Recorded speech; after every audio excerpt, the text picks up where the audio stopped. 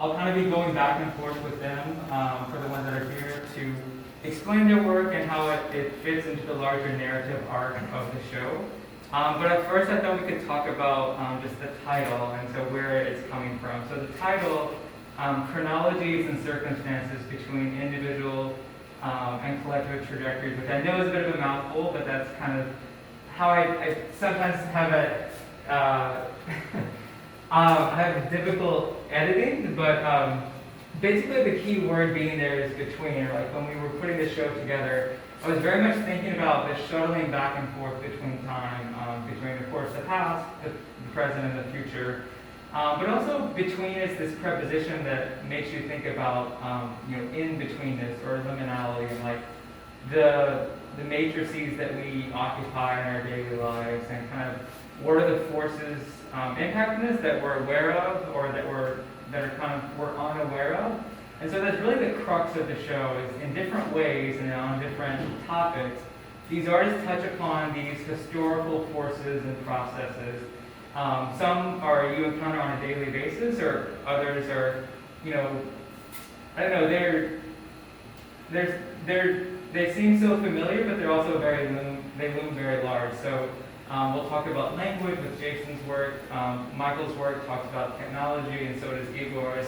Rita's work talks about just like legacies and notions of progress and invention and technology as well. And Alex's work talks about, of course, family and science fiction and kind of what are the forces that we can control and the ones that we're kind of beholden to based upon race, class, hereditary, conditions. So yeah, that's kind of a little bit about this idea. So there's also this idea of timelines and projections and pathways and how history doesn't necessarily, so a lot of the titles informed by like how people used to think and talk about history. So there were all these theories in the 19th century, and a lot of the work in this show is rooted in the imagery and ideas of the 19th century. We'll talk about that a little bit more. But people used to think that, and when I say people, I mean like political philosophers and like the armchair class, the people that could afford to sit around and think about this stuff. Not your necessarily everyday worker. But political philosophers thought that history was like a living organism. And they were informed by like a lot of theories and developments in evolutionary studies and biology and chemistry in the 19th century that were really exciting times. But they thought that you could, more or less parse and prune and cut and dissect history in a way that guides it toward a more utopian future and like a more progressive future. And so clearly we have a more nuanced understanding of history that it's not always going up and toward a better place, but history oftentimes regresses or it stagnates, or depending upon your viewpoint and perspective and position in life, history can seem sometimes to come to a screeching halt. But again, it's that's so subjective. I'm kind of imparting a lot of my thoughts on that, but it's both individually and collectively. How does history feel, or what does it look like, or what does progress look like? So after that long-winded intro to the show, I'd like to actually begin with the works themselves. So we're going to progress. Basically, the show is arranged so that when you enter the space, you encounter Rita Nannini's work first. And so you're meant to look to your right and then make an about face and come through. And so these are the two end works of the show, Igor and Alan's work. But Rita's photographs really deal with, as I alluded to earlier, just what she's done is taken print-out portraits of historical figures that have been linked to significant developments in telecommunications or engineering or infrastructure. And of course with Harriet Tubman, there's this idea to equality, and that kind of ties into Jason's work. But since you are here, and I mean I can blab on and on, but maybe share with you, so the title of this series is Anachrono, so maybe begin by explaining the justification behind naming the series that, and then walk us through why you selected these particular figures. Okay, excuse me. Okay. So Anachronos means ana, back, chronos, time. It means bringing people back from time. to see, what would they think? I always like to ask questions as a photographer. I like to pose questions that I don't want to put my answers out there. I challenge people to say, what do you think? Like, this started with Alexandra Jamieson at the Genius Bar. Now, we all know that he actually invented the telephone he perfected the telephone as we know it. But what would he think as a wristwatch, a telephone on a wristwatch, as a form of communication? As well as the idea of genius. So many people grapple with the idea of what is a genius today. It used to be, yes, we knew that Einstein was a genius, and Graham Bell, we could say a genius, but there's a lot of other forms of genius, as painters or music and things like that. And then we lived in Princeton for a long time, and this is in Edison, New Jersey. So as you know, Edison perfected the light bulb. He didn't invent it, but he perfected it, so it made it so everybody could put it in their households. So what did that mean? It meant everybody needed power. So then if you ever go to Edison, New Jersey, you see tons of power lines. So what would he think of, how we transformed the landscape before it was no power lines with gas coming in very rarely and then power lines? And then these are more recent during the pandemic when we all know that the Brooklyn Bridge was the Roebling family, and her husband had what is now called sort of the Benz decompression sickness. So it's because of his wife, Emily Warren Roebling, who finished the Brooklyn Bridge. Otherwise, we may have never had it, because she took all the information back and forth to the site. But more so than that, this all happened during the Victorian era, where women were supposed to take a back seat to the men, and they were supposed to not be seen and not be educated. She studied like strength of materials. She got a law degree. She was quite an amazing woman. And she wasn't, now they're putting a park in her honor in the Brooklyn Bridge Park with a statue, but for many years, she was not even recognized. So I always think, what would she think on the bridge? She was standing on the bridge. This is meant to be kind of an every person thing. Like, she could easily, fall into the background. Like, you might not recognize her. But what would she think if she were back now? And then this, if you live in Brooklyn, if you know this house at 227 Duffield Street, is the Truesdale House, which are abolitionists. This house was marked for destruction to put up a high-rise right by Brooklyn Point and things. 10 years ago, the community has been, and the Landmarks Preservation Committee has been fighting for 10 years to have a landmark, because this was one of the last, downtown Brooklyn, if you know it. There's a church on the New York University campus, as well as the one on Plymouth Street, that were hotbeds of the Underground Railroad. So they say, now I can't promise you that's true, I've just heard rumors that there are tunnels underneath the house going to this church on the NYU campus. So this was just landmarked, like in February. Do you know when? I don't know exactly when it was, but just this year it was just landmarked, and hopefully they're going to make it in a museum. So then I say, what would she think? Would she be rejoiced? I want to just ask those questions. What would she think if she were here to see this today? Or would she say, maybe it took a long time, but whatever, so those are the questions I pose. Yeah, and what I love is that you do wrestle with this, our conception of genius, For so much of the 20th century, I feel like we have this romantic notion of someone brooding away in their attic and like they're completely isolated, producing brilliant work. But in many ways, these individuals, particularly with Alexander Graham Bell and Edison, they were born into, they had certain privileges or advantages, or it wasn't just them. They had support systems and networks, and how we tell history. Oftentimes we focus so much on individuality, but in fact it was much more of a collective effort, or we're in a moment now we're engaged in a lot of revisionist history, and so Rita's photographs really speak to that.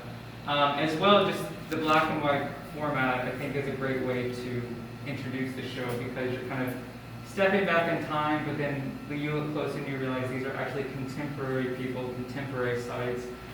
So there's this tension between past and present, and then it's also the sequentiality, or the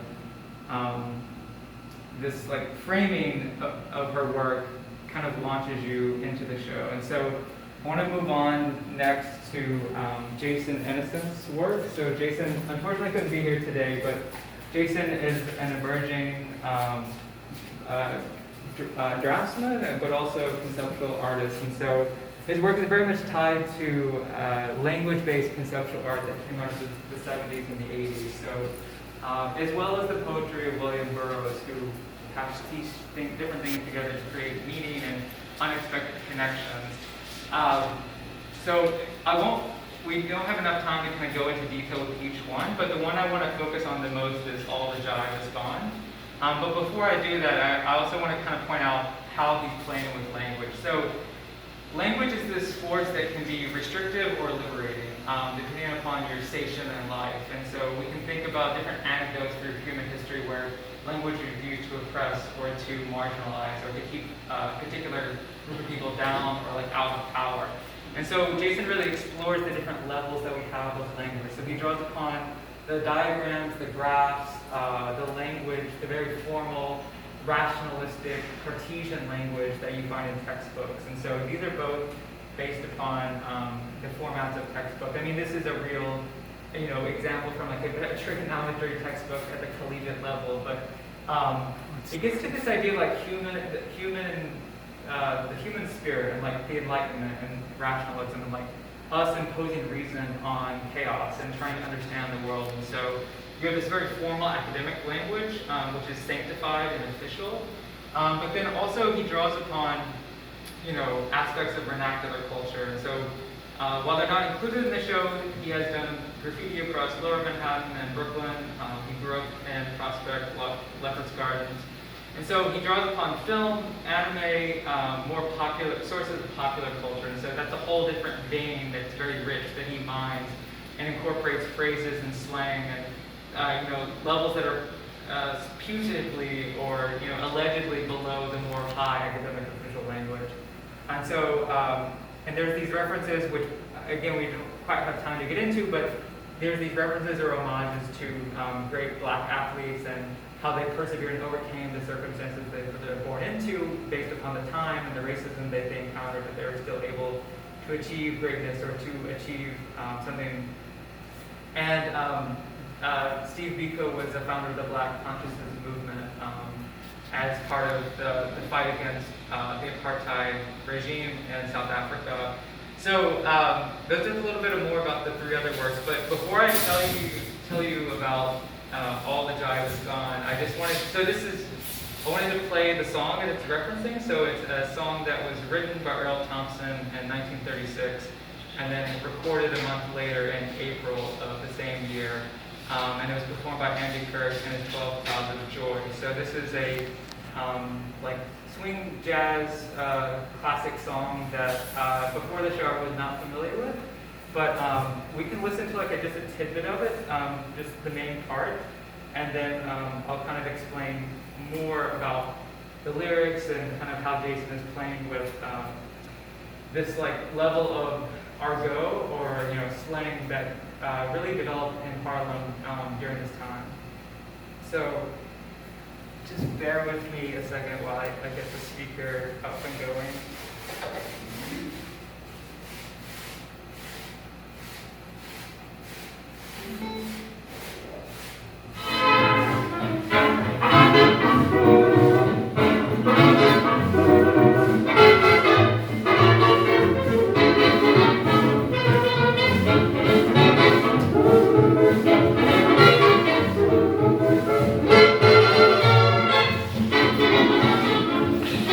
The ladies play, the country's raised to jive, jive, jive. This modern tree makes life complete.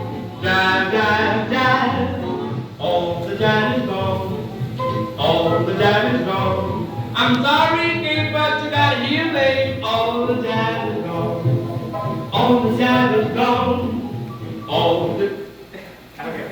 Well, you can finish the song maybe afterwards on your own time, but you kind of get the idea. So it's a very playful song, and of course, jive is this synonym or nickname for marijuana. And so there's, this language developed in Harlem, and so we know a lot about this level of slang because there was this owner, musician, Cab Calloway, who actually wrote a dictionary that you can find at the New York Public Library about this slang that jazz musicians came up with to talk about, some illicit activity, but also just the words they invented for the instruments they played and the feeling that they were trying to evoke through their music. And so language, in this case, and Jason is tapping into this, is a way of, subversion of a group of people that had been, forcibly migrated and stripped of a lot of customs and traditions and beliefs. And so language, inventing this new way of speaking and expressing oneself, is a way of,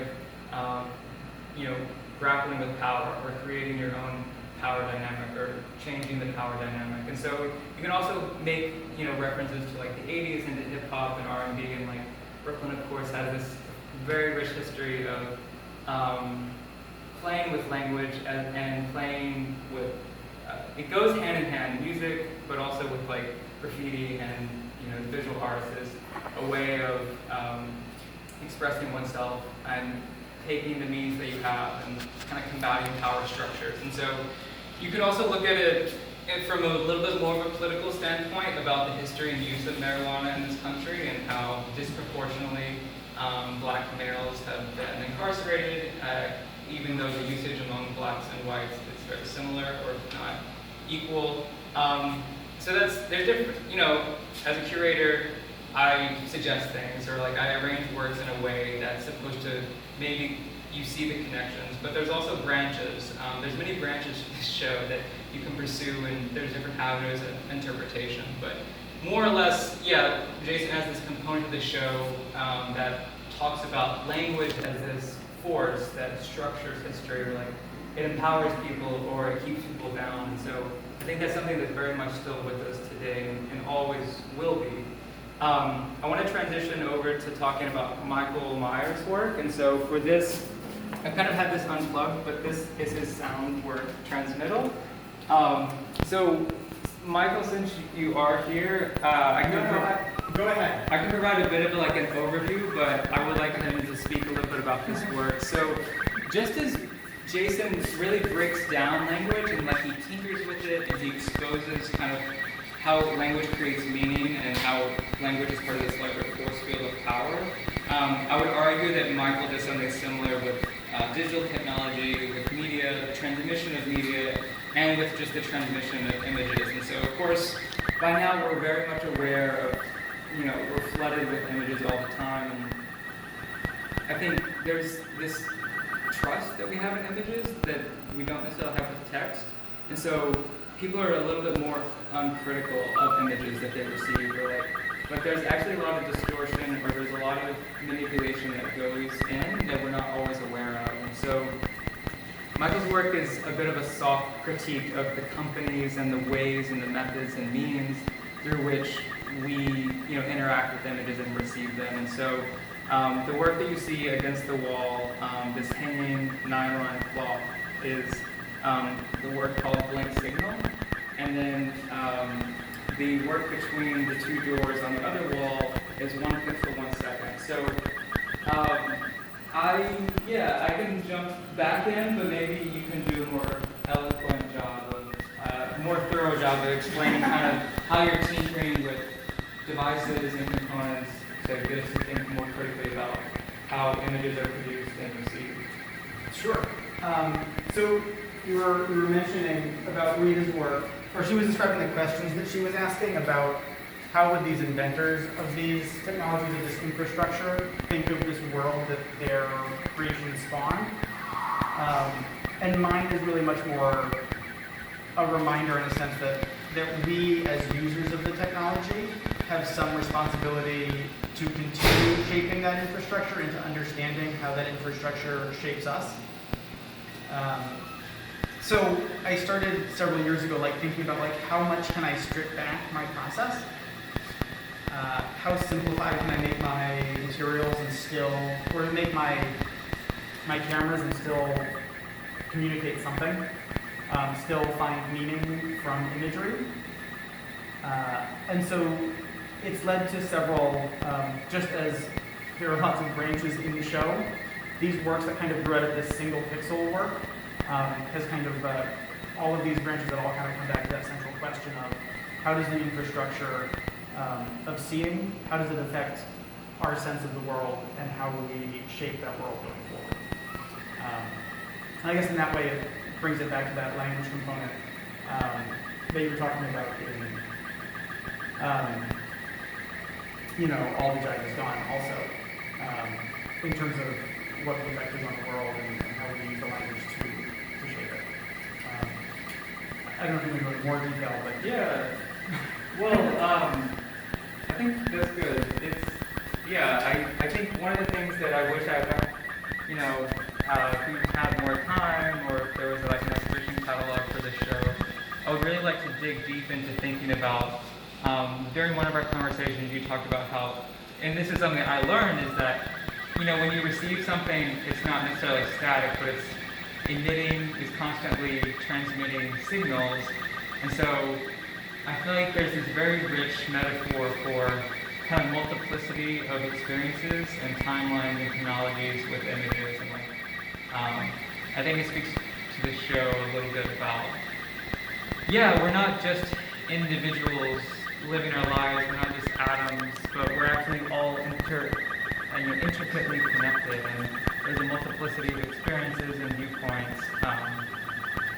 But that can lead, and I should say, we will leave some time at the end for questions, so we can revisit if you want to talk about more about the work. But I want to move next to Alex's work. So the first work we can talk about is the one on the left with the sunflower petal. So this is Celestial Sunflower, and it's this work that's very portal-like, or it's meant to be transportative. And so I think Alex Jamieson achieves that through both texture and form, but also color. And so when in our studio visits, you talked about this aspect, which I hadn't really encountered this word before, but asterism. And so asterism is, and correct me if I'm wrong, but of course you have constellations, but then there's also arrangements of stars that don't necessarily form a specifically defined group, but you can identify the stars and they form this asterism. And so I really like this idea of, like, we have all these phrases throughout human history, star-crossed lovers, or like inauspicious like stars, or like we look at the stars for wayfinding, for guidance, for history, for mythology. History is written in the stars is another phrase, but like how much of history actually is determined and how much is changing the course of human events. And so I would really love how both of your works bring this out, because the other work, which is much more abstract, but still in keeping with the larger themes that you're interested in, deals with how much do we inherit and how do we grapple with certain conditions or family circumstances, and how do we work past those. And so you're doing a little bit of that, but I'll stop so you can actually explain kind of the intents and the ideas and Thank you. fill in, Hi everybody, I'm Alex. Nice to meet some of my fellow artists that I haven't met yet. So this first piece, when you're talking about the concepts for the show, the word between, this is actually, for me, this I am between, like, worrying about the future and ruminating about the past. I don't know if anybody else can relate to that. But this piece about the sunflower has actually taken on a huge new meaning for me personally in the last week, watching a bunch of billionaires hurtle themselves into space. I'm constantly inspired by science fiction. I've been a huge, avid reader of it my whole life.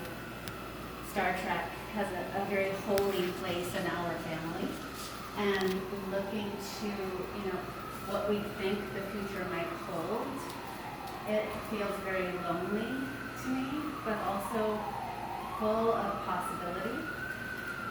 And I tried to capture that with the colors that feel kind of post-apocalyptic, yet very earthy to me. And the idea of asterisms really kind of blew my mind in the last few years. There's so much beyond what we can see out in space, and so I'm just attempting to capture a tiny bit of that, imagine what's beyond what we can see, even with telescopes and science. And this, the main title is Our Stories. This is one of 5, and this is more ruminating about the past and feeling, actually looking for healing and looking for meaning in delving into past traumas. The longer title of this is actually Our Stories, Searching for Healing After My Aunt Committed Suicide When I Was 3. And that's just one of five kind of traumas that so many people experience in their lives, whether it's mental illness or addiction in the family. And I got really into the nucleotides, like getting down to the basics. You know, what do we inherit? The actual DNA patterns that we inherit from our family, inspired just the simple mark. This is made with just 3 colors, repeated over and over. I didn't really wash the brush in between each, just got more water and moved to a different color. So these 3 colors created this incredible rainbow. What are all the possibilities from the same basic building blocks that we all have?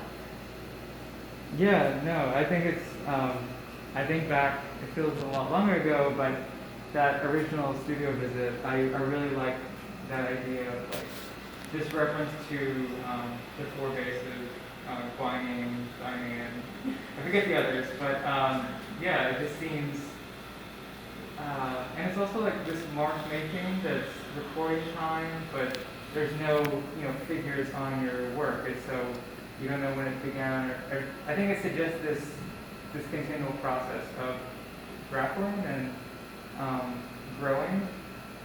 But yeah, thank you for sharing.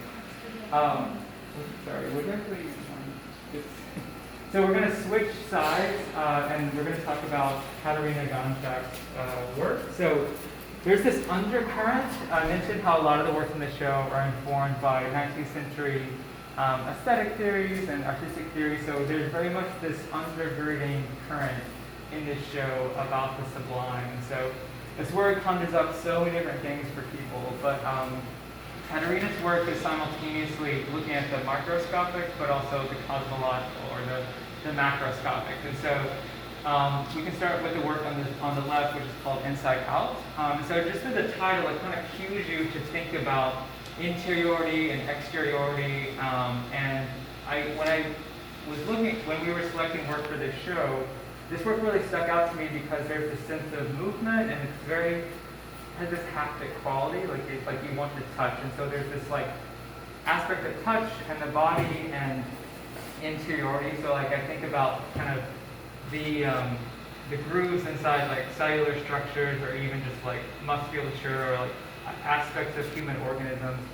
But at the same time, you could zoom out, or I think there's this constant going back and forth between the very small to the universal forces, and like kind of you could think about like planetary rings, or you could think about larger, somewhat invisible forces in space. But there's this moving, not in a fearful way. I mean, at least to her mind, she wants to engage with the sublime, but she doesn't want people to be distraught. Like, she is comfortable confronting the vulnerability and insignificance of human existence. When you compare, humans in the face of natural forces, of just, time, how old the universe is, and how little and how much our activity actually occupies on the larger timeline of the universe. And so the other work, you have this kind of these, I always perceive them as like roads or fields, and so there's this idea of like planting and agriculture and human sustenance and striving, but then also you have this like beam of light, or there's this shaft that seems to be suggesting an opening or a closing, or the point being there's some kind of void, or you're coming face to face. It's very confrontational work. And it's very imposing work, in my opinion. And it's really remarkable how much it changes your perception based upon the lighting. And so it's great to view these as the day changes, as I've been here the last week, just seeing at different times of the day. But anyway, the sublime is this theory that's supposed to evoke this emotion of fear and pain.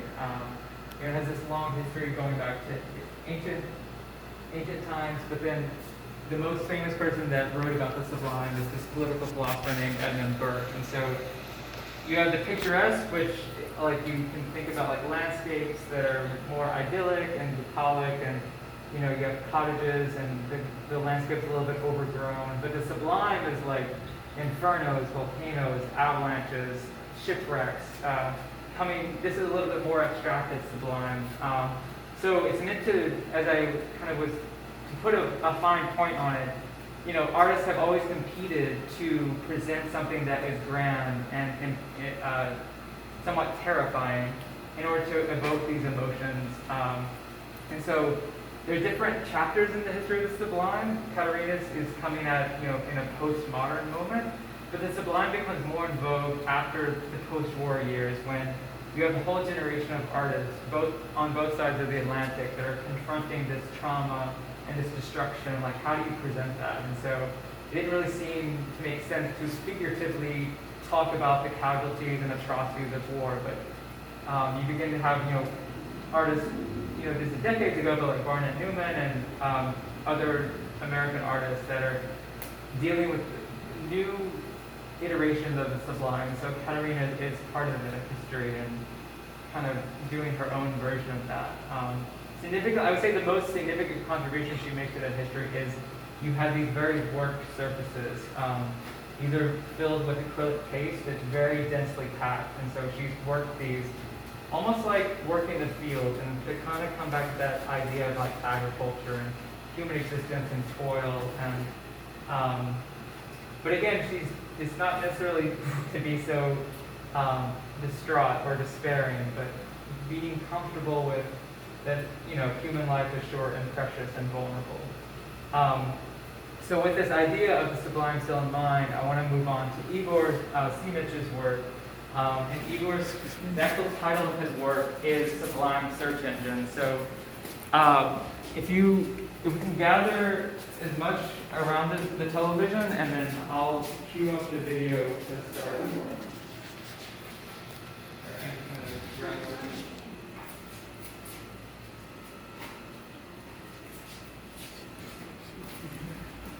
So Igor, unfortunately, is out of the country right now, but he's another emerging artist who studies at Columbia, philosophy and film. And so in addition to having a very active video practice, short film practice, he's also a CEO of a games company. So his work is also playful, but engages with critiques of technology. So his work is very much in conversation, both with Katerina's, in terms of, you know, philosophically, but also very much speaking to Michael's work with critiques of, you know, what is this larger network or web of connections that we're wrapped up in?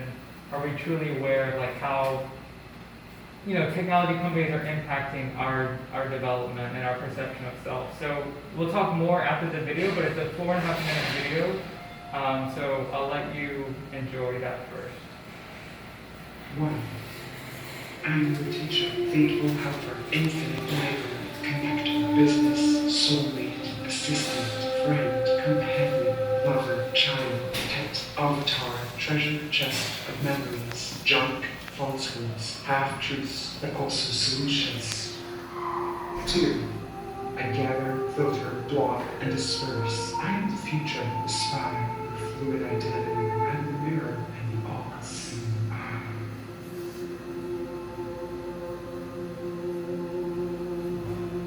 3. I turn information into knowledge, connections into collaborations, experiments into habits, lines of code into a way of life, a shared file into a revolution. All is available in the darkness of the night as my blue light falls on your cheeks, while your eyes scan my endless, alien intestine. According to your preferences, your history, my algorithms, you feed me, work for me, and I give back generously. The moment you wake up, I am there at the sun. 4.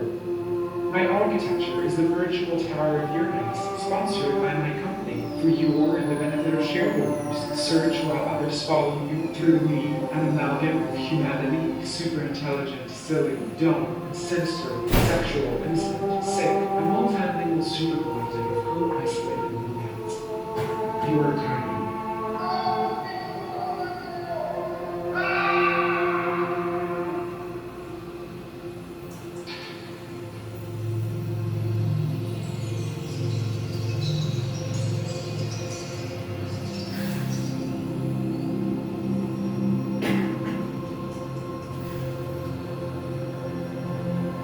when you extend your nervous system, the web of your relations exponentially expands horizons.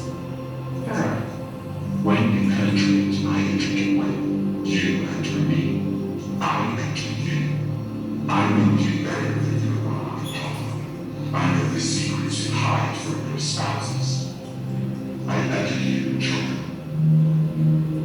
Click, close, circle, allow, spread, beats, warnings, minimize, maximize, transfer, hold, import, indoctrinate, infiltrate, fire, download, upload, have, calculate, second white, beauty, or fake, victim, bifurcate, and complicate. Remember this. The owners of these servers, they own me, and I own you. 6. Once you enter, there is no looking back. There is no health center. My body is no heart. My digital soul is in boxes, kept in the right temperature, protected by the army. 7. The company is my designer, my mother and father, my creator. It engineered me, and it knows what is best for me. I was merely a search engine. Look at me now. I grew into a beautiful, artificially intelligent, infinite monster. 8. You are free. The rules are predefined in the terms and conditions. That is my Bible. 9. Please observe carefully before we click I agree. So, dear user, just stir the evil, and I will be good to you. On the count of 10, your mind belongs to me. 10.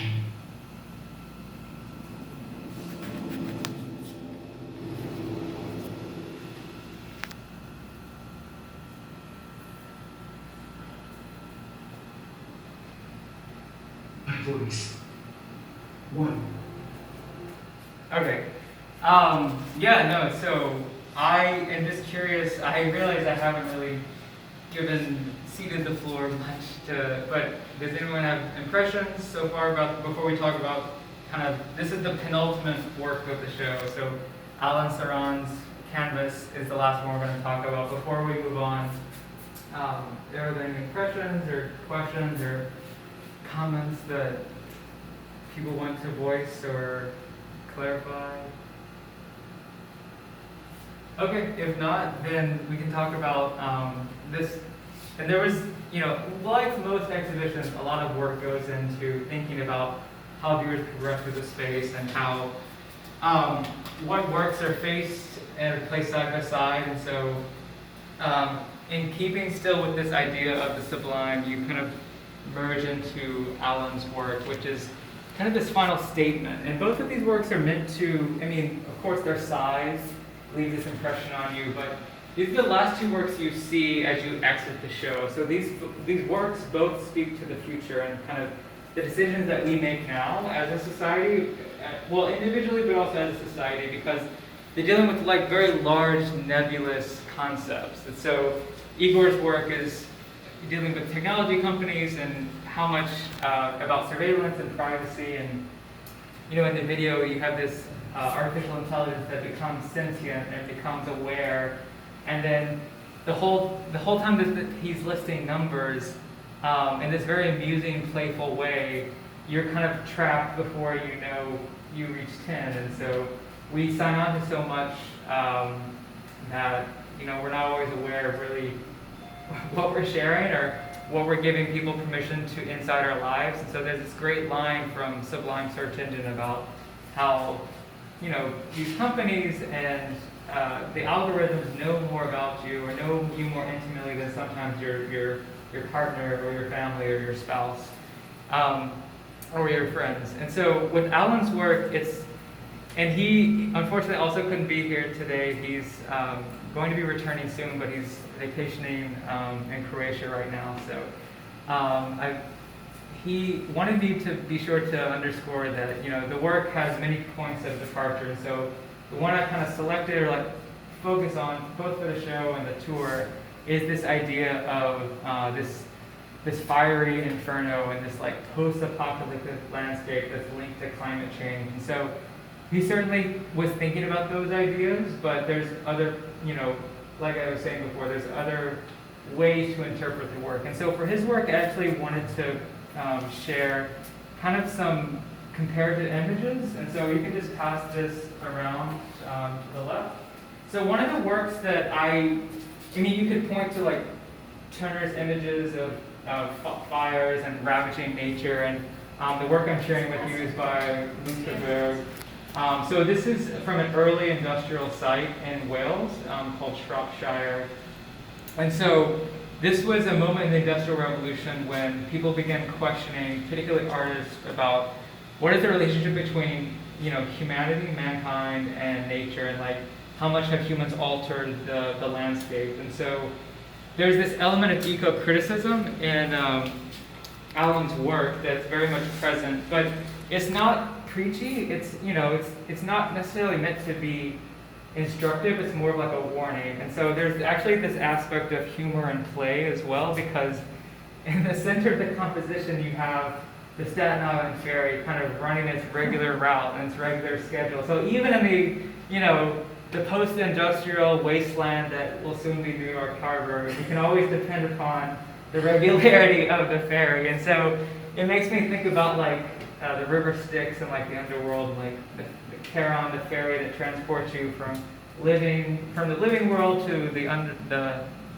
world of the dead.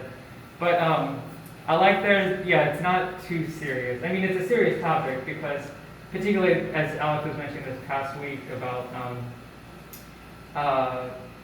you know, we have billionaires going up into space as the world burns, and so. Anyway, there's another reference, and it's arguably the more.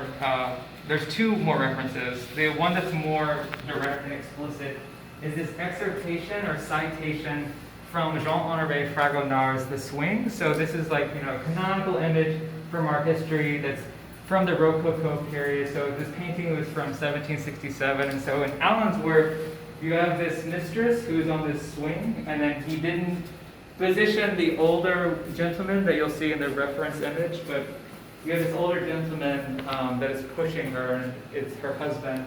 And then beneath, and hiding in the bushes, is her lover.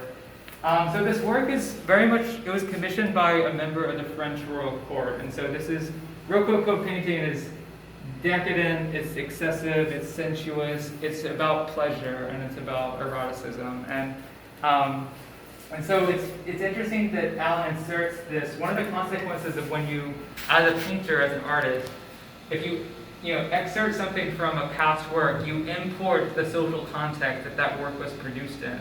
And so with the importation or insertion of Fragonard's figures, and this, we'll talk about this angel also, which is a reference inside the painting. There's this small little Cupid sculpture in the painting. But this work about decadence and excess and luxury kind of speaks to people are experiencing climate change in different ways. Not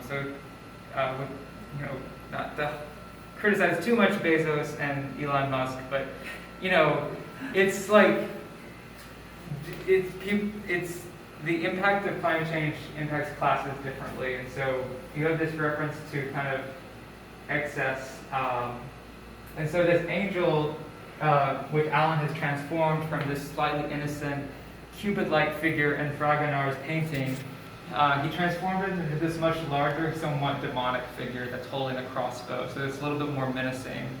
What's funny, and I'm not entirely sure he's aware of this, but the name of the particular Cupid in the Fragonard painting is a famous sculpture by a French artist called Falconet.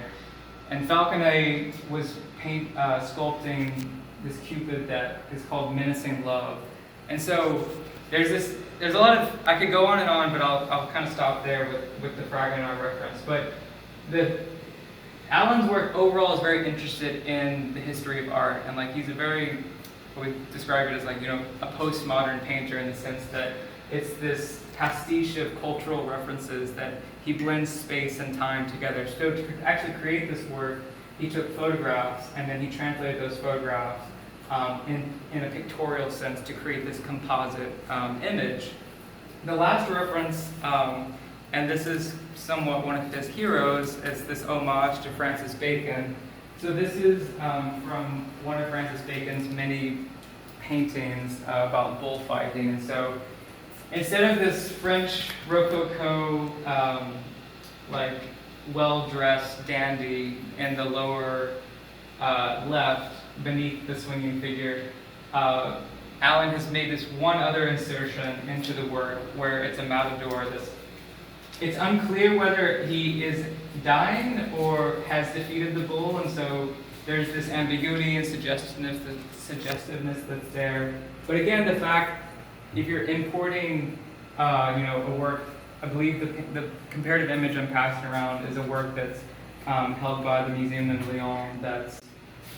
But yeah, there's, to kind of bring it back to the full show, one of the ways that Alen works is it's very densely layered. And what I mean by that is you can see there's different techniques of oil painting.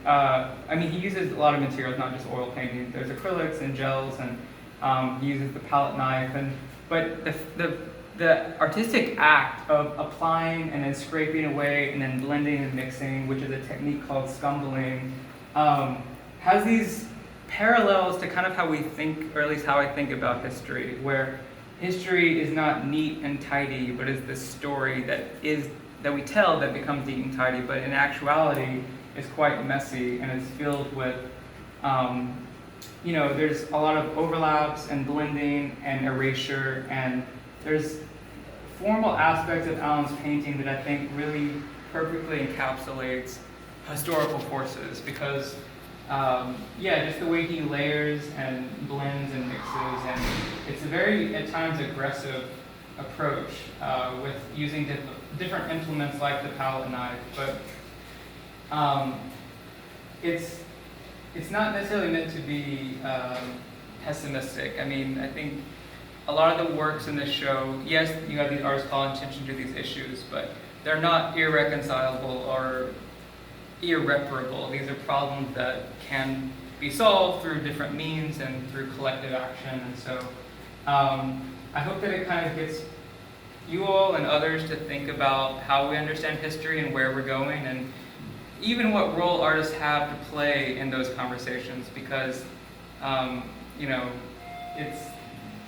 my opinion, I think they have a pretty important role to offer a new perspective, or sometimes they offer a vantage point that you don't see in a day-to-day life, but they can frame things in a way or encapsulate these conversations in a way that gets you to think more critically. So again, I really appreciate you all coming out on a really beautiful day to come indoors and be with us and hear about the show. And the artists and I will be around if you have questions, but that's kind of the end of the tour. So thank you all for everything.